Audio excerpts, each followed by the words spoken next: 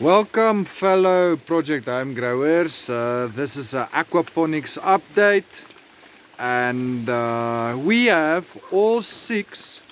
of the 4,500 liter fish tanks running with the water inlet to every bed now with a ball valve, all fed with a 50 ml supply line that's reduced off to a 32 pipe to the ball valve that goes up through the slough into the filter,